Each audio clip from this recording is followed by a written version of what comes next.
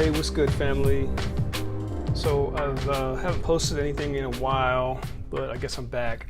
So today I'm going to talk about incorporating an iPad into your DAW workflow. Specifically, I'm gonna show you how to do it with Maschine, but this works with anything. I use it with Logic and Ableton occasionally. So this is for people with Maschine and people who are on the Mac platform. I'm sorry, I don't know how to do it, or even if it's possible on a PC. So no disrespect and no discrimination towards my PC brothers and sisters. So if you're like me, you have an iPad and you have a bunch of music apps on there. What I usually do, I think they're cool. I download them, I buy them, play around with them for a day or two, and then I just sort of forget about them because I don't know. I just don't really enjoy making music on the iPad. So that's just me personally. But I have a friend of mine. He works mainly on an iPad, so he comes up with some incredible ideas, and I'm always amazed at what he's doing with it.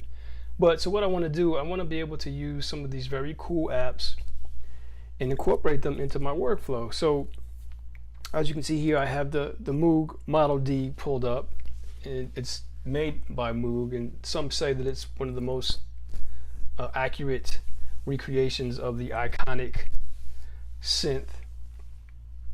So without any further ado, I'm going to show you how to do this. So what's special about this is that you don't need any additional hardware to hook up your iPad. You don't need an audio cable. So all you need is the lightning cable that came with your iPad. Just connect that to any available USB port on your computer. The next thing you want to do is open up your audio MIDI settings, and if it's not showing, you're going to want to show your audio devices. So when you see this window, what you're going to do now is you're going to want to create an aggregate device. So when I first heard the term aggregate device, I was like, what in the hell is that? That sounds very complicated. It sounds like you're mixing cement or something, but it's not. All it means is you're combining two audio devices to make it appear as one. So I don't know why they just don't call it combo device or something like that. But anyway, it's aggregate device. So what you're going to want to do, first and foremost, take your lightning cable, plug it into your iPad. Now you'll see when I do that, this pops up down here. The computer recognizes that you've plugged in your iPad. You're going to want to enable that. So you click enable.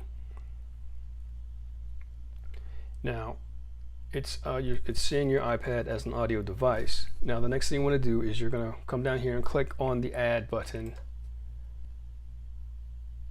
and create an aggregate device.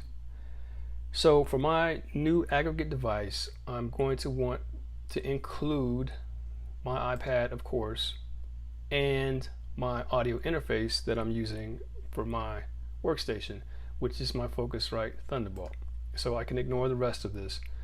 So as you can see, yours may look a little different, but it's showing all the inputs, and the iPad inputs always show up in red, and most of the time they're on inputs 1 and 2. I've done it a couple times and it's ended up on 29 and 30, but just pay attention to where they are so you'll know where to assign it in your DAW, which I'm about to show you in the next step.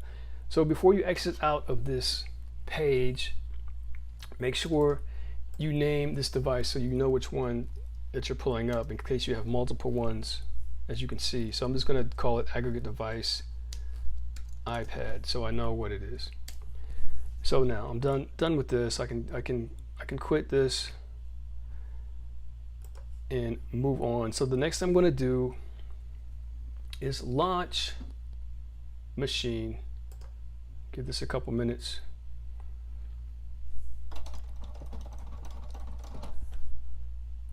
A couple of seconds.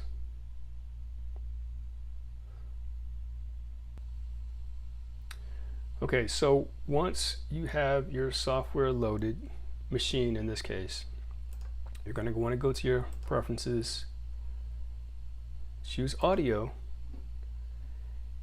and actually this is already set up for this, but if it wasn't, you would select what the aggregate device that you just created.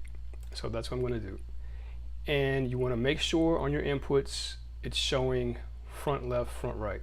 So that's just saying it's listening for the inputs on your iPad. Now you can close that. Now you go to your group, sound 1, or whichever pad you want to put this on. I usually put it on 1.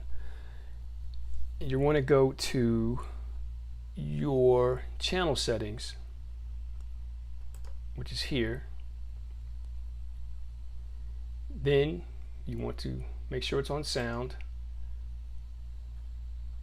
Then you want to select the input. Now you want to make sure it's listening for our first input, which is left and right. Now you want to go to sound again. Before we leave that, let's just check the MIDI settings, and all this can be left like it is. It's default listening to all, but make sure through is on. It's important. For some reason, if through is not on, it will not play. So you want to go back to audio.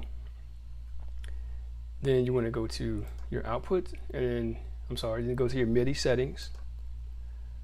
You want to select iPad. So this is where you're sending the MIDI information for this channel, and channel 1 is usually good, or your device on your iPad may be set to something else. So this is very important. So on your iPad, the device, I'm using the Mini Moog. It may be different for whatever app you're using, but you want to go to your settings, and you want to select your MIDI. You're going to want to listen for input. It should be set to IDAM MIDI host. So IDAM or IDAM, it stands for Inner Device Audio plus MIDI. So you want to make sure it's set to that in channel 1 or whatever channel you're going to be using. I'm just going to leave it at 1 as the default. So that's very important that you set your iPad to that. Now, if I did it right, I should hit the keyboard and I should be able to hear my iPad playing. Okay, there it is.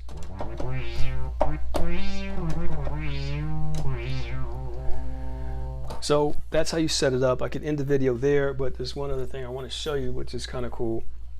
So I've prepared this in advance, but what I've essentially done is I've set up all the parameters that are available on this Mini Moog Model D and program them as macros on Maschine. So I've pre-saved that. So let me load that up very quickly. I just got to search it.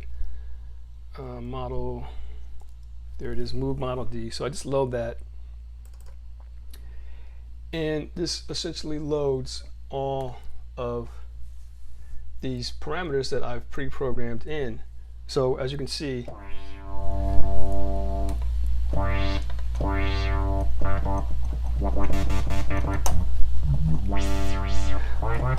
I can use the controllers on my Maschine Mark III to control all these parameters that I pre-programmed in here. So how that's done, maybe that's a topic for another video, but that's basically it. Now you can go in and just record like you normally would.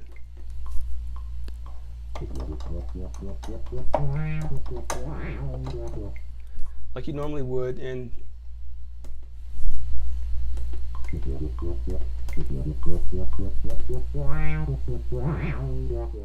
so there it is. That's how you incorporate your iPad into your Maschine setup. So I hope you found this video useful. I'd appreciate a thumbs up or a subscribe. Definitely thumbs down if you thought it sucked. But I definitely appreciate you all watching, and I will talk to you all very soon.